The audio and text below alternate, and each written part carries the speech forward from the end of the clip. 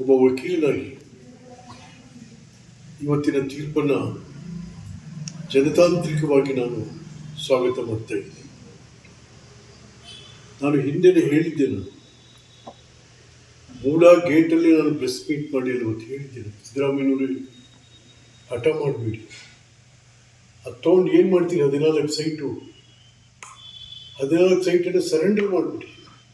ಯಾರೋ ನಿಮ್ಮ ಮನೆಯವ್ರ ಹತ್ರ ಸೈನ್ ಹಾಕಿಸ್ಕೊಂಡು ನಿಮ್ಮಲ್ಲಿರೋ ಪಿ ಎಗಳೇ ನಿಮಗೆ ಮೋಸ ಮಾಡಿದ್ದಾರೆ, ವಾಪಸ್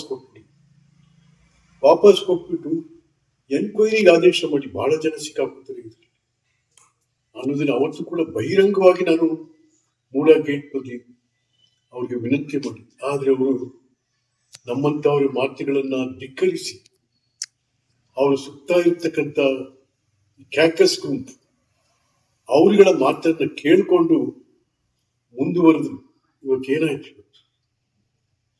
ಚಂಗಲ್ ರಾಯ ರೆಡ್ಡಿಯವರಿಂದ ಹಿಡಿದು ಸ್ವಾತಂತ್ರ್ಯಾನಂತರದ ಕರ್ನಾಟಕದಲ್ಲಿ ಏಕೀಕರಣದ ನಂತರವೂ ಕೂಡ ಇಲ್ಲಿಯ ತನಕ ಬಂದಂತಹ ಮುಖ್ಯಮಂತ್ರಿಗಳು ರಾಜ್ಯದ ಘನತೆ, ಗಾಂಭೀರ್ಯ, ರಾಜಕಾರಣದ ಸಂಸ್ಕೃತಿ, ಆಡಳಿತ ಇವೆಲ್ಲವನ್ನು ಕೂಡ ಎತ್ತಿ ಹಿಡಿದು ಬಂದರು, ಅದಕ್ಕೊಂದು ಗೌರವ ಕೊಟ್ಟಿದ್ರು.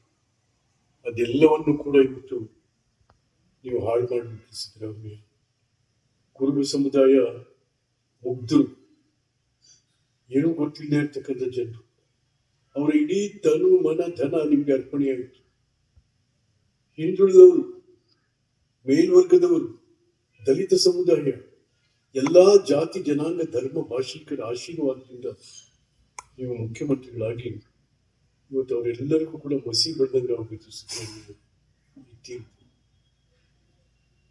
ದಯವಿಟ್ಟು ನಾನು ತಮಗೊಂದು ಸಲಹೆ ಕೊಡ್ತೀನಿ.